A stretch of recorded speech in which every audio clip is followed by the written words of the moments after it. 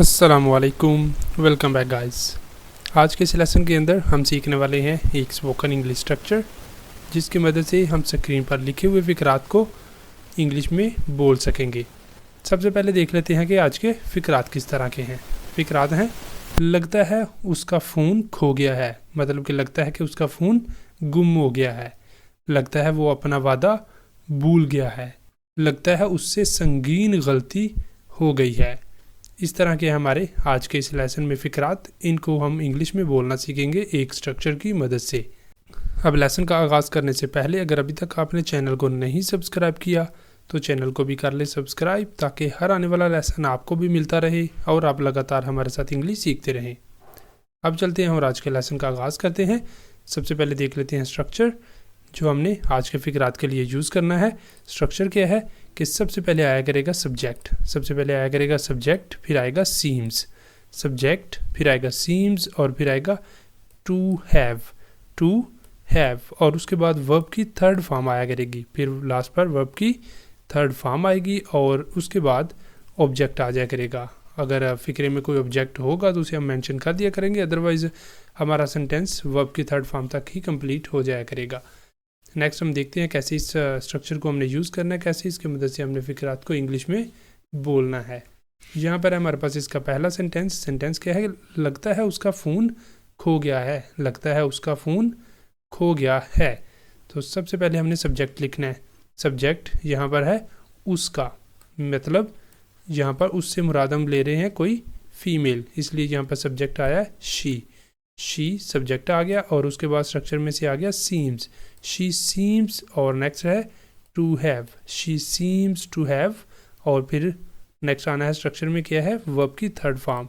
Verb यहाँ पे क्या है उर्दू सेंटेंस के अंदर, खो गया, गुम होना, लॉस्ट। ठीक है, यहाँ पर ये वर्ब की हमारे पास थर्ड फॉर्म आ गई है। She seems to have lost her phone, ये लास्ट पर ऑब्जेक्ट भी हमारे पास आ गया है। ऑब्जेक्ट क्या है उसका, phone. She seems to have lost her phone, लगता है उसका फ़ोन खो गया है। She seems to have lost her phone. इस तरह हमारा ये सेंटेंस कंप्लीट हो जाता है। मूव करते हैं नेक्स्ट और देखते हैं अगले सेंटेंस को। अगला हमारा सेंटेंस है कि लगता है वो अपना वादा भूल गया है। लगता है वो अपना वादा भूल गया है। तो यहाँ पर हमारे पास सब्जेक्ट क्या है, ही।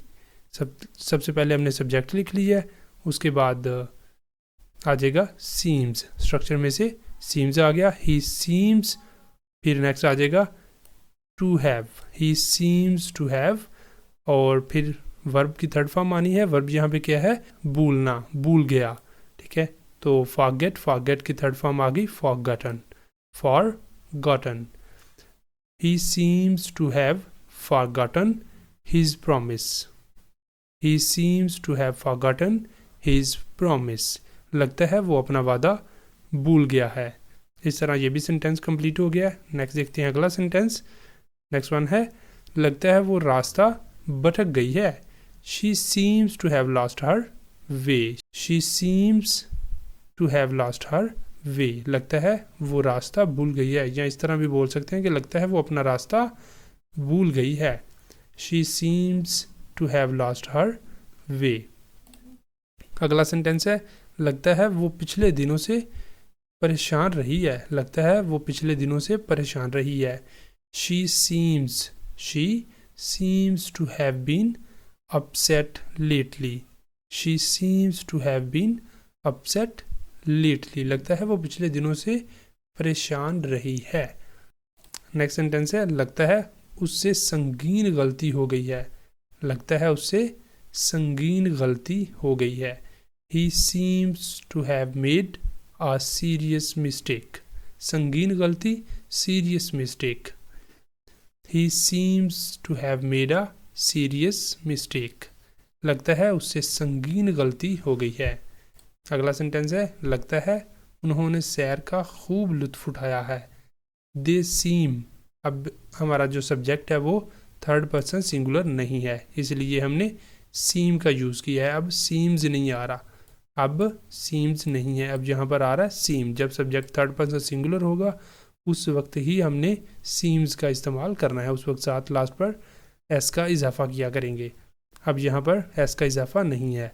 दे seem to have enjoyed the trip. They seem to have enjoyed the trip, लगता है उन्होंने सैर का खूब लुत्फ उठाया है। अगला सेंटेंस है लगता है वो बहुत रोई है। She seems to have cried a lot. She seems to have cried a lot, लगता है वो बहुत रोई है।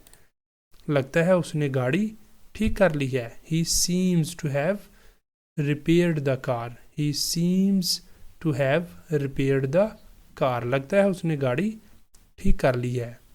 अगला सेंटेंस है लगता है उसने अपना वादा तोड़ दिया है। लगता है उसने अपना वादा तोड़ दिया है। He seems to have broken his promise. He seems to have broken his promise, लगता है उसने अपना वादा तोड़ दिया है। नेक्स्ट वन है लगता है वो मेरी सालगिरह भूल गई है। She seems to have forgotten my birthday. She seems to have forgotten my birthday, लगता है वो मेरी सालगिरह भूल गई है। अगला सेंटेंस है लगता है तुम ये पहले भी कर चुके हो। You seem to have done this before. अब सबसे पहले सब्जेक्ट आ गया है तुम के लिए यू, और फिर आएगा सीम क्योंकि सब्जेक्ट थर्ड पर्सन सिंगुलर नहीं है। अब आ गया सीम और फिर नेक्स्ट आ जाएगा to have. You seem to have done, verb की थर्ड फॉर्म आ गई करना, डू की थर्ड फॉर्म आ गई done. You seem to have done this before, लगता है तुम ये पहले भी कर चुके हो। अगला सेंटेंस है लगता है उसने गलत मोड़ ले लिया है। He seems to have taken a wrong turn.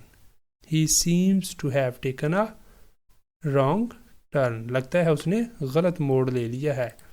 लगता है उसने नई नौकरी शुरू कर दी है। He seems to have joined a new job. He seems to have joined a new job, लगता है उसने नई नौकरी शुरू कर दी है।